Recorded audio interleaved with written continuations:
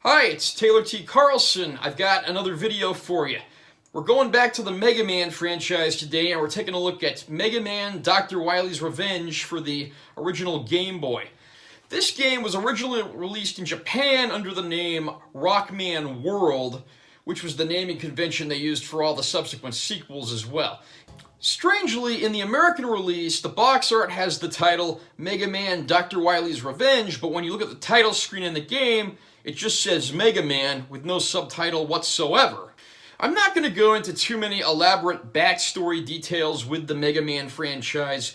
All you really need to know about this game, since there's no in-game story, is that Dr. Wily has rebuilt several past robots and he's out for revenge against Mega Man. I guess the subtitle of the game kind of gave that away. You start the game out with 4 robot leaders who originally appeared in the first NES Mega Man game. Strangely, Bomb Man and Guts Man are missing in action, but I guess we don't really miss them that much. You'll play through these 4 levels, and in typical Mega Man fashion, you will get a new weapon each time you defeat a Robot Master. You then get a new item called the Carry after you defeat the 4 Robot Masters, and this will come in handy because it creates a platform underneath Mega Man. With this item, you can prevent yourself from having nasty falls on those instant kill spikes. When you get to Dr. Wily's castle, of course, you're going to fight through dealing with plenty of hazards, and at the end of the castle, you'll actually fight 4 other Robot Masters who originally appeared in Mega Man 2. You will get their powers just like when you fought them on the NES, but that's not where this journey ends. As you've probably noticed if you've researched these games at all, each one of the Game Boy Mega Man games takes elements from the NES game of the same name and the next game.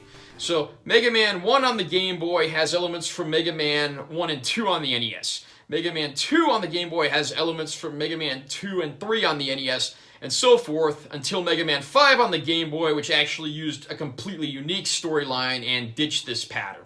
One thing introduced in the Game Boy games is the Mega Man Killers. These are robots created by Dr. Wily to defeat Mega Man, who are for the most part only in the Game Boy games. And in Mega Man 1, the Mega Man Killer is a new robot called Inker.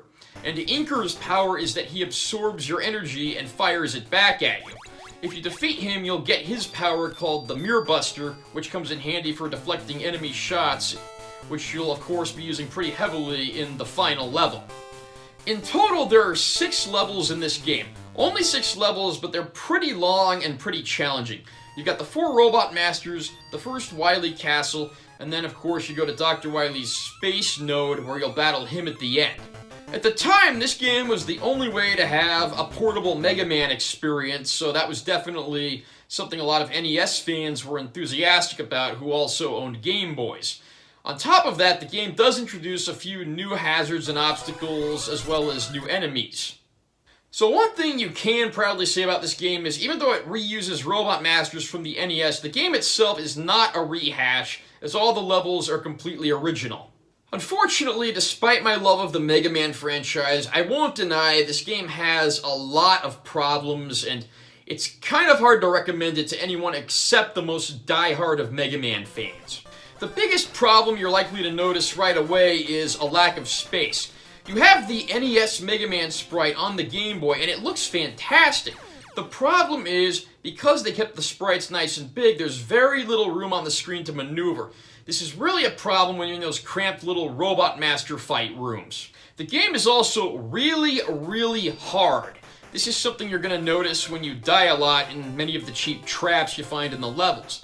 On top of that, there are no energy tanks like there were in Mega Man 2 on the NES. Why they would leave this element out when they're pulling from Mega Man 1 and 2, I have no idea. And of course, continuing in any level starts you at the very beginning. These are long, hard levels, so when continue starts you that far back, it's kind of hard to stay motivated and want to keep playing. And while I like the new carry item that can definitely save your life and help you get over obstacles, you don't get it until way too late in the game.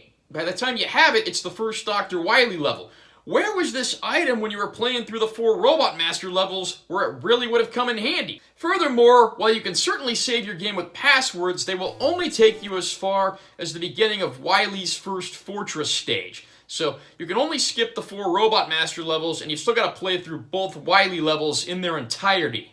I like the concept of fighting the Mega Man 2 Robot Masters at the end of the first Wily stage, but because you fight them so far late in the game, you get their master weapons, but you don't get to use them until basically the very last level of the game.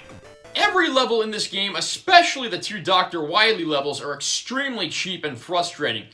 You will die a lot, this game will try your patience, and it's for those reasons I can't really recommend this except to the most die-hard of Mega Man fans.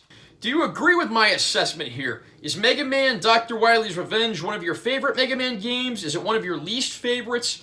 Please share your opinions in the comments section below. Also remember to like this video and subscribe to my channel. I'm Taylor T. Carlson, and I will see you in my next video.